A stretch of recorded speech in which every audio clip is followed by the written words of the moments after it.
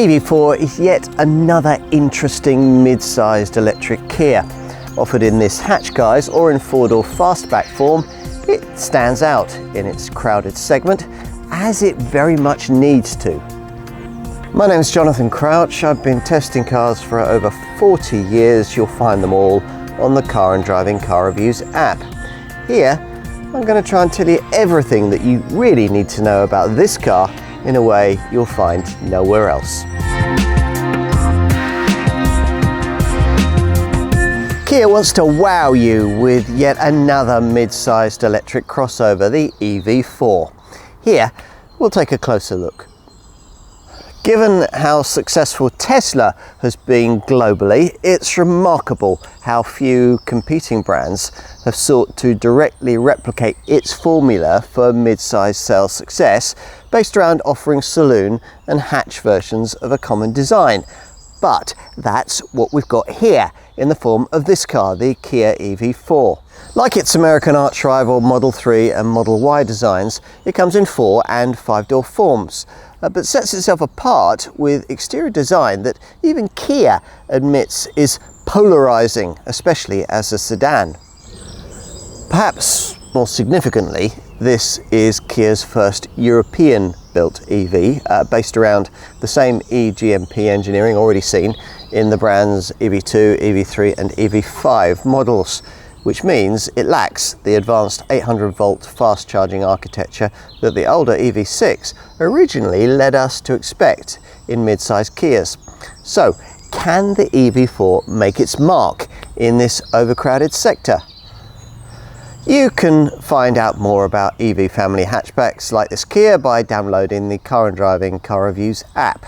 And if you're interested specifically in this EV4, you'll need to stay with us for the industry's most comprehensive review, the Car and Driving Road Test. It seems a bit odd that Kia's second phase of electric models is less advanced than the first. Like the company's initial EV6 and EV9 designs, this EV4 uses the Hyundai Motor Group's eGMP architecture, but does without it in ultra-rapid charging 800-volt form. Instead, like the marque's more recent EV2, EV3 and EV5 designs, there's a less sophisticated, but cheaper to make, 400-volt version of that platform, which comes with a 201 brake horsepower front-mounted electric motor and a choice of either a 58.3 kWh or an 81.4 kWh battery. Range is up to 273 miles with the smaller battery, or up to 388 miles with the 81.4 kWh battery. There's 283 Newton meters of torque, and the 0 to 62 mile an hour time is 7.5 seconds en route to 105 miles an hour. That's if you engage the most dynamic of the provided driving modes, Sport, which is accompanied by red-themed lighting in the cabin. Kia says that this mode has been engineered to make the car feel genuinely sportier rather than just heavier of steering, and there's some truth in that. If you really want a sporty EV4, then you'll really want to talk to your dealer about the top GT version, which of course uses the bigger 81.4 kWh battery and mates the 201 brake horsepower front motor with an additional 94 bhp motor at the rear. If you engage the added GT drive mode, this dual motor all-wheel drive powertrain hurls the car to 62 miles an hour in just 5.4 seconds en route to 120 miles an hour. This performance upgrade is matched with sharper steering, a virtual gear shift setup, an active sound system, and improved cornering stability thanks to grippier performance-orientated tyres. There's also a clever electronically controlled suspension with GT-specific tuning, this setup using a front-facing camera which scans the road ahead and prompts the suspension to adjust in milliseconds for any undulations ahead. But the EV4 GT is not our focus here. In the mainstream variants that are, you'll spend most of your driving time in the two main drive settings, green-themed Eco or Normal. There's also a My Drive setting so you can set your own parameters, and a Snow Drive mode to limit wheel spin in the winter months. As you'd expect, all EV4s have a regenerative braking system operated by steering wheel paddles and including a one-pedal I-pedal driving setting, which notably slows the car off throttle. You'll be using this mainly in town or suburbia, where you'll appreciate the light steering, but might find the ride over potholes and tarmac tears rather firm, with versions fitted with the larger 19-inch wheel size. Variants with the smaller 17-inch rims are noticeably better. Not all EVs in this segment are quite as refined as you might hope, but this one is, thanks to its super slippery drag coefficient. With this hatch, that's rated at 0.27 CD, which is best in class. The Fastback saloon version's even sleeker, rated at 0.23 CD.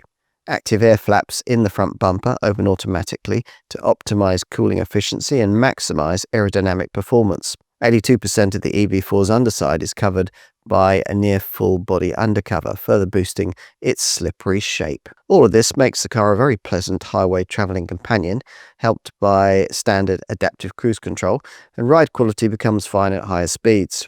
Beyond the city limits, the EV4 isn't huge fun to drive, but body roll is well controlled and the steering's accurate, even if it isn't very feelsome. As usual with Kias, there's plenty of drive assist kit. Whether all of it will be welcome is another question, and we found the various systems a bit more awkward to turn off than with some other rivals. This is not a car to choose if you're a tower, especially in 58.3 kilowatt-hour form, which can only tug along half a ton, a figure doubled by the 81.4 kilowatt-hour version. The EV4 crystallises Kia's vision for the next generation of mid-sized electric models, and visually comes to present what the brand calls a new typology to the EV market. The front end features an almost creaseless bonnet that flows down into the company's EV Tiger face, framed by vertically orientated LED headlamps and the brand's eye-catching star map lighting signature.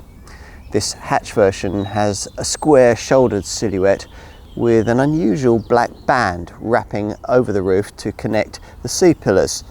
At the rear there's a sloping tailgate window and wide positioned LED taillights.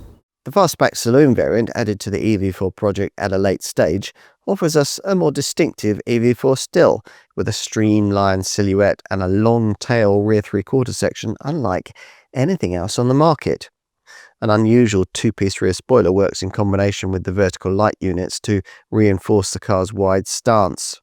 Base versions of the hatch get 17-inch wheels, otherwise your EV4 will come with the larger 19-inch machined alloy rims we have fitted here.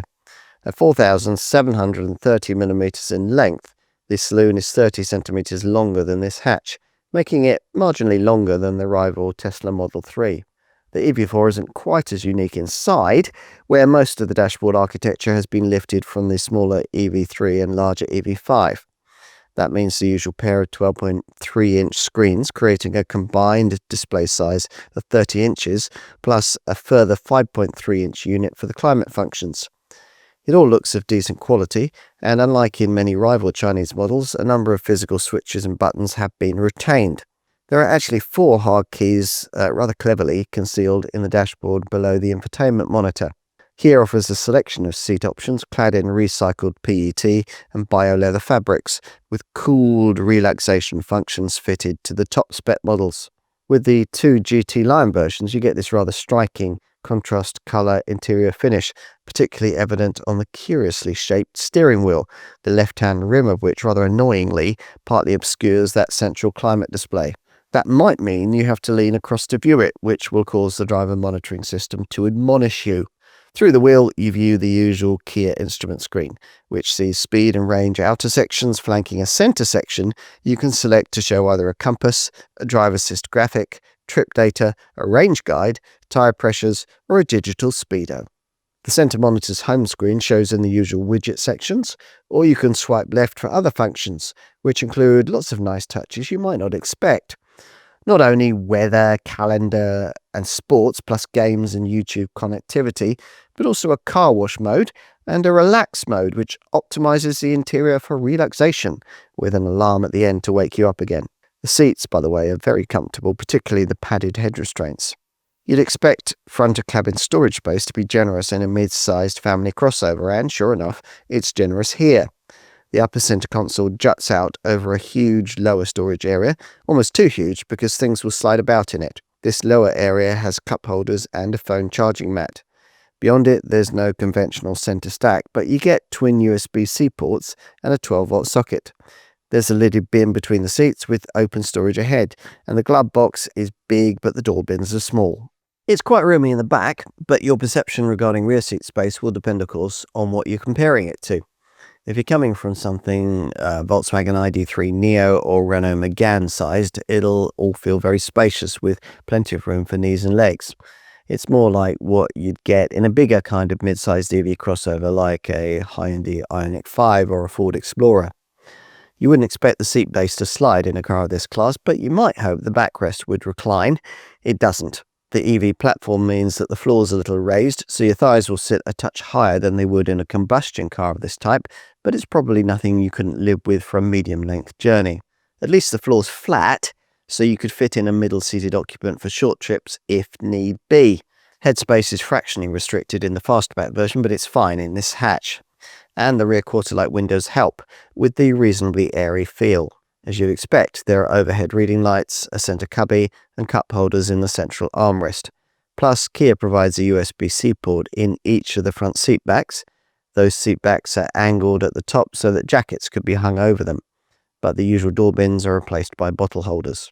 Unless you stretch to top spec, you'll have to lift the rear hatch yourself, which raises to reveal a decent 435-litre space in this hatch.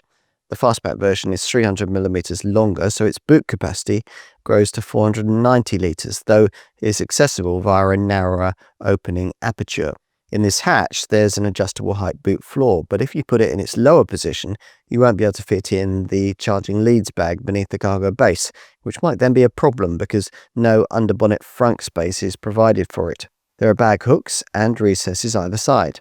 Unfortunately, there's no ski hatch or convenient 40-20-40 rear backrest split, so if you have two rear-seated passengers, longer items will have to go on the roof, which can only take up to 80 kilograms. With the 60-40 split backrest flattened, the hatch offers up to 1,415 litres of space. It's up to 1,650 litres in the Fastback.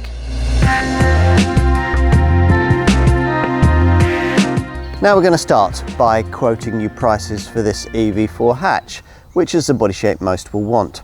From launch, and at the time of this test, in spring 2026, prices for this were starting from around £35,000, the segment norm, but you can deduct an available £1,500 electric car grant from that. Now that gets you a version with base air trim and the smaller 58.3 kilowatt-hour battery. It's another £2,250 to get an Air model with the larger 81.4 kilowatt-hour long-range battery that all other EV4s use. This larger battery package qualifies for the government grant with base Air or mid-level Motion spec. If you can do without that grant, you can also have this larger battery with an EV4 like this one with the plusher GT Line or GT Line S levels of trim at prices up to around £45,000. But you've really got to want an EV4 to pay that. If you do, then you might potentially be interested in the top GT version, which uses the bigger 81.4 kilowatt-hour battery and mates the 201 brake horsepower front motor with an additional 94 brake horsepower motor at the rear. Now, as we told you in our design section, there is a separate four-door Fastback EV4 body shape. For that, pricing is quite a bit higher than the equivalent EV4 hatch, partly because Kia restricts sales of the Fastback body style to the larger 81.4 kilowatt-hour long-range battery pack and sporty GT Line and GT Line S trim, which means that unlike with base versions of the hatch, there's no government electric car grant available. From launch, and at the time of our test, prices were starting at just under £41,000 for the GT Line, or just over £45,000 for the GT Line S. Think in terms of a price premium of around £1,500 over an equivalent hatch version of this model. Whatever kind of EV4 you choose, you'll get plenty of kit. Across the lineup, there's LED headlights, power folding mirrors, rain sensing wipers, a smart entry system and smart cruise control with stop and go functionality. Inside across the lineup, there's a 30-inch ultra-wide panoramic display panel that combines a 12.3-inch instrument cluster, a 5.3-inch climate panel, and a 12.3-inch infotainment screen. Also, all models additionally get heated front seats, a reversing camera, customizable ambient lighting, wireless Apple CarPlay and Android Auto, and automatic air conditioning. Bear in mind that unless you choose the only standard colour, Solid Fusion White, you'll need to be paying Kia extra for a premium colour like this one. There are 4 to choose from.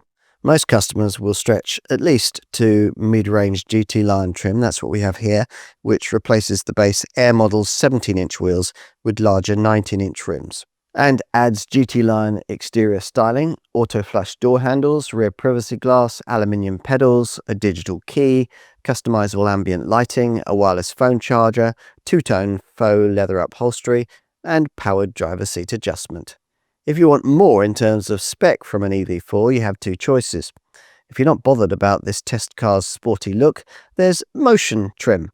Or if you like the kind of more dynamic styling we have here, then top GT Line S spec gives you the motion features with a bit more pavement presence and a few extra luxuries. Motion spec, which stays with 17-inch wheels, includes faux leather upholstery, rear heated seats, powered driver's seat adjustment, a 360-degree surround view monitor, a remote smart parking assist system, and a blind spot view monitor in the instrument cluster, and an 8-speaker Harman Kardon premium sound system. Top GT Line S spec has 19-inch wheels and gives you the real niceties: a wide front sunroof, bespoke small cube design headlights, a smart power tailgate, and an adaptive driving beam for the LED headlights. Inside with top spec, you get heat for the front and rear seats, front premium relaxation seats with ventilation, a 360-degree surround view monitor, an 8-speaker Harman Kardon premium sound system, a head-up display, remote smart parking assist, and a V2L vehicle-to-load socket so you can plug external devices into the car's dry battery. Unfortunately, you have to stretch to GT Line S trim to be able to pay Kia extra for a heat pump. Across the lineup, there's plenty of safety kit, thanks to the fact that all UK models get Kia's DriveWise ADAS pack, which boosted this car's Euro NCAP safety test showing from 4 to 5 stars. Most of the camera features seem to work quite well, though we found the lane keep assist system sometimes slightly intrusive. The full portfolio of other features includes forward collision avoidance, lane follow assist, and blind spot collision avoidance assist with rear cross traffic collision avoidance, plus highway driving assist, safe exit warning, driver attention warning, and a multi-collision braking system, along with intelligent speed limit assist, rear occupant alert, and all the usual airbags linked to an eCall system. We gave you the EV range figures in our driving section, up to 273 miles for the standard range 58.3 kWh hatch variants, and up to 388 miles for this 81.4 kWh long-range hatch model. Kia has developed an advanced heat pump to maintain these mileage figures during winter, a clever 4th-generation multi-valve system that not only draws in ambient heat from outside air to aid the climate system, but also combines this with recovered waste heat from the electric motor. The brand claims this is a world first, but unfortunately only offers it as an expensive £900 option with top-spec GT Line S trim. Without that heat pump, you'll struggle to get anywhere near the quoted figures in colder winter months.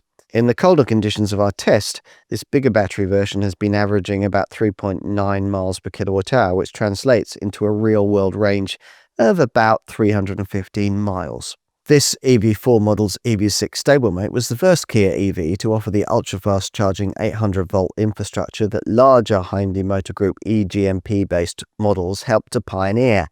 Disappointingly, that setup's not fitted to the EV4, which is why the DC charging speed is limited to an unremarkable 150 kilowatts.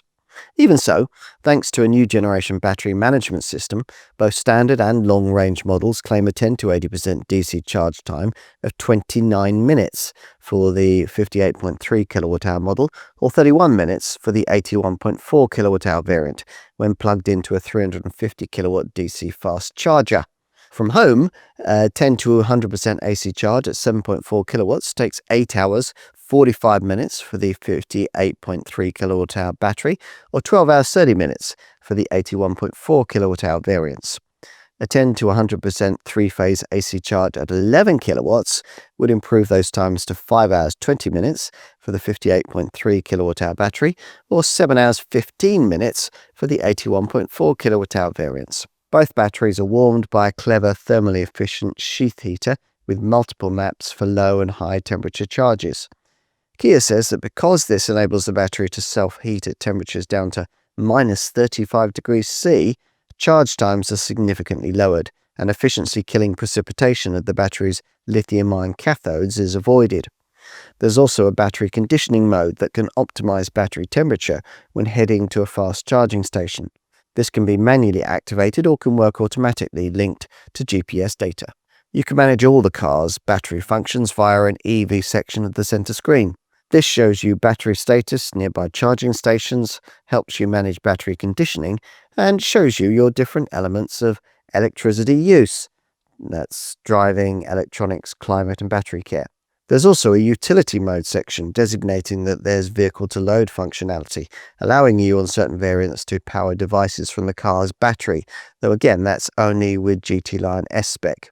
Kia says that the EV4 has been engineered with vehicle-to-home and vehicle-to-grid capability, allowing you to return unneeded charge energy for use in your home or back to the national grid. What else? Well, as usual with EVs, there's a low benefit-in-kind taxation rating of 4%, applicable at the time of this test until spring 2027, then scheduled to rise by 1% every year thereafter. The insurance groupings start at 33 for the base spec 58.3 kWh model, rising to 35 for the long-range Air version and 38 for the long-range top-spec GT Line S Fastback. Depreciation after 3 years and 36,000 miles is expected to be between 47 and 49% for this hatch model, or 43 to 45% for the pricier Fastback version. Servicing is every 2 years or 24,000 miles, whichever comes sooner, and there's a usual comprehensive 7-year, 100,000-mile Kia warranty, a key buying incentive. Since Kia already has 2 contenders in the mid-sized EV market, the EV5 and the EV6, it obviously felt less constrained to play it safe when introducing another, this EV4.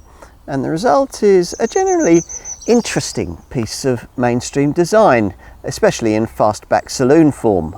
The Tesla Model 3 has proved that sedans can sell well in this segment, and the 4-door EV4 deserves to, particularly amongst those who might, like us, admire Kia for trying to do something a little different. But it's this less adventurously styled hatch variant that will garner the majority of sales here.